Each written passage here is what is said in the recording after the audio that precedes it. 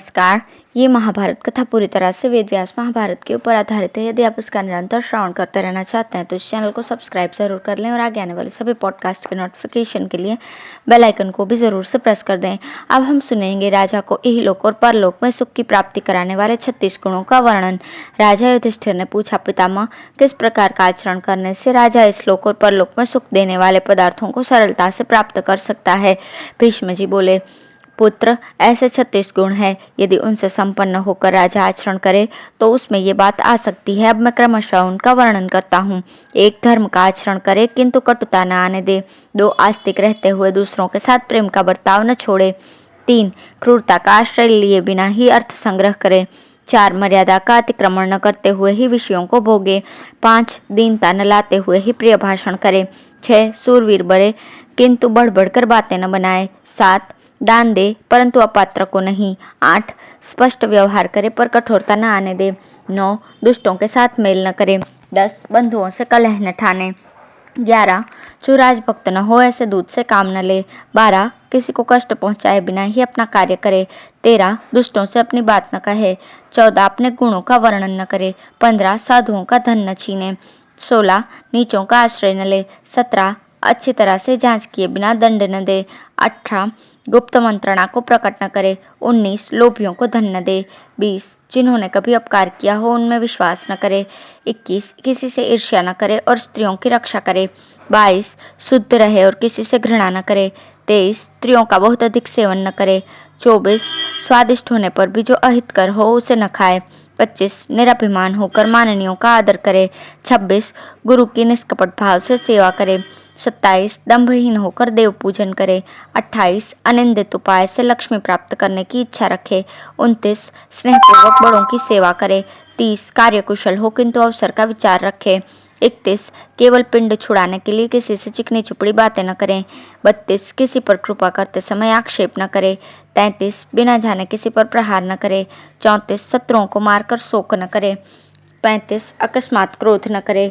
36. जिन्होंने अपना अपकार किया हो उनके प्रति कोमलता का बर्ताव न करे। राजन, यदि अपना हित चाहते हो तो राज्य पर स्थित रहकर इसी प्रकार व्यवहार करो। यदि तुम ऐसा नहीं करोगे तो बड़ी आपत्ति में पड़ जाओगे। जो राजा इन सब गुणों का अनुवर्तन करता है वो इस लोक में सुख पाता है और मरने पर स्वर्ग में सम्मानित होता है। वैशंपायन जी कहते हैं, जन्मेजय, पितामह भीष्म का उपदेश सुनकर पांडव श्रेष्ठ महाराज युधिष्ठिर ने उन्हें प्रणाम किया। अब है राजधर्म का वर्णन। राजा के लिए विद्वान पुरोहित की आवश्यकता तथा दोनों में मेल रहने से लाभ। युधिष्ठिर ने पूछा, पितामह, किस तरह प्रजा का पालन करने वाला राजा चिंता से बच सकता है और न्याय करने में भूल नहीं होने देता? भीष्म जी ने कहा, राजन, यदि विस्तार के साथ राजधर्मों का वर्णन करूं तब तो कभी उसका अंत ही नहीं होगा, इसलिए संक्षेप से ही कहूंगा। जब घर पर शास्त्रों के ज्ञाता धर्मिष्ठ ब्राह्मण पधारे उस समय उन्हें देखते ही खड़े होकर उनका स्वागत करें, बैठने को आसन दो, उनकी विधिवत पूजा करके चरणों में प्रणाम करो। इसके बाद पुरोहित की सलाह से और सब राजकीय कार्य किया करो। धार्मिक और मांगलिक कार्यों को पूर्ण करके ब्राह्मणों को स्वस्ति वाचन कराओ और अपने अभिष्ट की सिद्धि एवं विजय के लिए उनके मुख से आशीर्वाद लो। राजा को चाहिए कि वो सरल स्वभाव होकर धैर्य तथा बुद्धि के बल से सत्य का आश्रय ले और काम क्रोध का परित्याग कर दे। जो राजा काम और क्रोध का आश्रय लेकर धन पैदा करना चाहता है वो मूर्ख धर्म को छोड़ बैठता है, धन भी उसके हाथ नहीं लगता। लोभी और मूर्ख मनुष्यों को तुम अर्थ संग्रह के काम में न लगाना। जो बुद्धिमान और निर्लोभ हो उन्हें ही सब काम सौंपना चाहिए। मूर्ख को अधिकार देने पर वो कार्य ठीक ठीक करना नहीं जानता है, इसलिए काम और क्रोध के वशीभूत होकर अनुचित उपायों से प्रजा को कष्ट पहुंचाता है। प्रजा के पैदा किए हुए अन्न का छठा भाग कर के रूप में लेकर शास्त्र के अनुसार अपराधियों को दंड देकर और अपने संरक्षण में रहने वाले व्यापारियों से कर लेकर धन संग्रह करना चाहिए। राजा को धर्मानुसार कर लेना चाहिए और शास्त्रोक्त रीति से काम लेकर सावधानी के साथ अपने राज्य में प्रजा के योगक्षेम की व्यवस्था करनी चाहिए। जो आलस्य छोड़कर राग द्वेष से रहित होकर सदा प्रजा की रक्षा करता है और दान देता है और निरंतर न्यायपरायण रहता है, उस राजा के प्रति प्रजा का विशेष प्रेम रहता है। तुम लोभ व सधर्म से धन पैदा करने की इच्छा कभी न करना, क्योंकि अनुचित रीति से लिया हुआ धन बुरे काम में ही नष्ट होता है। जो धन का लोभी राजा मोहवश प्रजा से शास्त्र विरुद्ध अधिक कर लेकर उसे कष्ट पहुंचाता है वो अपने ही हाथों अपना नाश करता है। जैसे दूध के लोभ से गाय का थन काट लेने वाले को दूध नहीं मिलता, उसी प्रकार अन्यायपूर्वक प्रजा को चूसने से राष्ट्र की उन्नति नहीं होती। जो घर पर गौ का पालन करता है उसी को रोज दूध प्राप्त होता है। इसी प्रकार से उचित उपाय से राष्ट्र की सेवा करने वाला राजा ही उससे लाभ उठा सकता है। जैसे माता स्वयं तृप्त रहने पर ही बालक को यथेष्ट दूध पिला पाती है, उसी प्रकार राजा से सुरक्षित होने पर ही ये पृथ्वी इच्छानुसार अन्न और सुवर्ण देती है। जैसे माली वृक्षों को सींच कर बढ़ाता है, उसी प्रकार तुम्हें भी प्रजा को उन्नतिशील बनाना चाहिए। यदि ऐसा बर्ताव करोगे तो चिरकाल तक राज्य की रक्षा करते हुए तुम उससे सुख उठा सकोगे। भारत, तुम अत्यंत कंगाल क्यों न हो जाओ, फिर भी ब्राह्मण को धनवान देख उससे धन लेने की इच्छा न करना। ब्राह्मण को यथाशक्ति धन और आश्वासन दे तथा उसकी रक्षा करने से तुम उत्तम लोक प्राप्त कर सकोगे। इस प्रकार धर्मानुकूल बर्ताव करते हुए तुम प्रजा का पालन करो, इससे से तुम्हें कभी पश्चाताप नहीं होगा। राजा प्रजा की रक्षा करना राजा का परम धर्म है। संपूर्ण प्राणियों पर दया और उनकी रक्षा करने से बढ़कर कोई धर्म नहीं है। राजा रक्षा कार्य में नियुक्त होकर सब पर दया करता है, इसलिए धर्मज्ञ पुरुषों की दृष्टि में वो सबसे बड़ा धर्मात्मा है। प्रजा की भय से रक्षा करने में यदि राजा एक दिन भी लापरवाही करता है तो उस पाप का फल उसे 1000 वर्षों तक भोगना पड़ता है, और एक दिन भी धर्म के अनुसार प्रजा का पालन करके वो जिस पुण्य का संचय करता है उसका फल 10,000 वर्षों तक स्वर्ग में रहकर भोगता है। ब्रह्मचारी, गृहस्थ और वानप्रस्थी लोग अपने धर्म का पालन करके अंत में जिन लोगों को प्राप्त करते हैं उन्हें ही राजा एक क्षण में भी धर्मपूर्वक प्रजा का पालन करने से प्राप्त कर लेता है। अतः कुंती नंदन, तुम प्रयत्न करके मेरे कथन अनुसार धर्म का पालन करो, इससे तुम्हें पुण्य का फल मिलेगा और तुम्हारे मन में कभी कोई चिंता नहीं होगी। युधिष्ठिर, धर्म और अर्थ को ठीक ठीक समझना कठिन है। यह सोचकर राजा को चाहिए कि प्रत्येक कार्य में सत्परामर्श देने के लिए एक बहुतज्ञ विद्वान को पुरोहित बनाकर रखे। जहाँ राजा और पुरोहित दोनों ही धर्मात्मा और राजनीतिक गुण विचारों के जानने वाले होते हैं, उस राज्य की प्रजा का सब ओर से भला होता है। यदि दोनों धर्म पर आस्था रखने वाले और एक दूसरे के विश्वास पात्र हो, अत्यंत तपस्वी और परस्पर हितैषी हों, दोनों के हृदय, दोनों के विचार एक से हों, तो वे अपनी प्रजा को उन्नतिशील बनाते और देवताओं तथा पितरों को भी तृप्त करते हैं। यदि ब्राह्मण और क्षत्रिय दोनों में परस्पर सद्भाव हो तो प्रजा को सुख मिलता है, और दोनों में वैमनस्य होने पर प्रजा का सर्वनाश हो जाता है।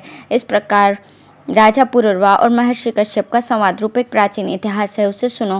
राजा पुरुरवा ने पूछा, जब ब्राह्मण और क्षत्रिय दोनों एक दूसरे का परित्याग कर दें तो दूसरे वर्ण के लोग किसी को प्रधान समझे और प्रजा किसका पक्ष ले? कश्यप ने कहा, राजन, जहाँ ब्राह्मण क्षत्रिय से विरोध करता है वहाँ क्षत्रिय का राज्य नष्ट हो जाता है। जब क्षत्रिय ब्राह्मण को त्याग देते हैं तो उनका वेदाध्ययन रुक जाता है, उनके पुत्रों की वृद्धि नहीं होती, उनके घर में दंधी मंथन नहीं होता है, न यज्ञ तथा उनके बालक वेदाध्ययन भी नहीं कर पाते। ब्राह्मणों का परित्याग करने वाले क्षत्रियों के घर धन की बढ़ती नहीं होती, उनकी संतान न पढ़ती है न यज्ञ करती है। वे क्षत्रिय अपने पद से भ्रष्ट होकर डाकुओं की भांति लूटपाट करने लगते हैं। इसलिए दोनों को मिलकर रहना चाहिए। मिले रहने पर दोनों एक दूसरे की रक्षा में समर्थ होते हैं। ब्राह्मण की उन्नति का आधार क्षत्रिय होता है और क्षत्रिय के अभ्युदय का आधार ब्राह्मण। दोनों जातियां जब एक दूसरे के आश्रित रहती हैं तो इनका विशेष गौरव बढ़ता है, और यदि इनकी प्राचीन काल से चली आती हुई मैत्री टूट जाती है तो सब कुछ नष्ट हो जाता है। चारों वर्णों की प्रजा पर मोह छा जाता है, उसे अपना कर्तव्य नहीं सूझता, इससे वो नष्ट होने लगती है। ब्राह्मण रूपी वृक्ष यदि सुरक्षित रहे तो वो सुख और सुवर्ण की वर्षा करता है, और यदि उसकी रक्षा नहीं की गई तो उससे निरंतर दुख और पाप की वृद्धि होती है।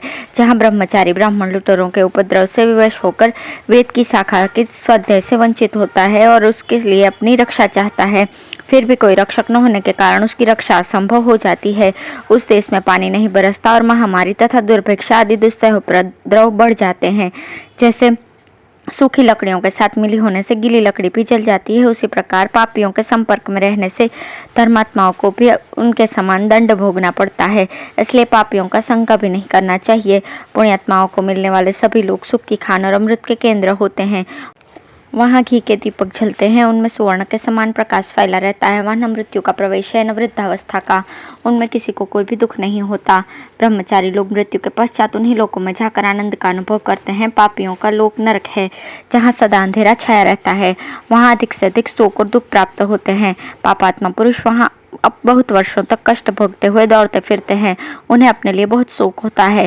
ब्राह्मण क्षत्रिय में परस्पर वैमनस्य होने पर प्रजा को दुस्सह दुख उठाना पड़ता है। इन सब बातों को समझ बूझकर राजा को एक बहुतज्ञ पुरोहित बना ही लेना चाहिए। अपना राज्याभिषेक होने के पहले ही पुरोहित का वरण कर लेना उचित है, क्योंकि धर्म के अनुसार ब्राह्मण सबसे श्रेष्ठ है। वेदवेत्ता विद्वानों का कहना है कि सबसे पहले ब्राह्मण उत्पन्न हुए हैं, इसलिए वे सब वर्णों से ज्येष्ठ, सम्मान्य तथा पूजनीय हैं। यही नहीं, वे प्रत्येक वस्तु को पहले भोगने के अधिकारी हैं। अतः बलवान होने पर भी राजा का ये कर्तव्य है कि धर्मानुसार सभी उत्तम वस्तुएं पहले ब्राह्मण को निवेदन करे। ब्राह्मण जाति क्षत्रिय को उन्नतिशील बनाती है और क्षत्रिय ब्राह्मण की उन्नति में कारण होते हैं। इसलिए राजा को सदा ही ब्राह्मण का विशेष सम्मान करना चाहिए। धन्यवाद।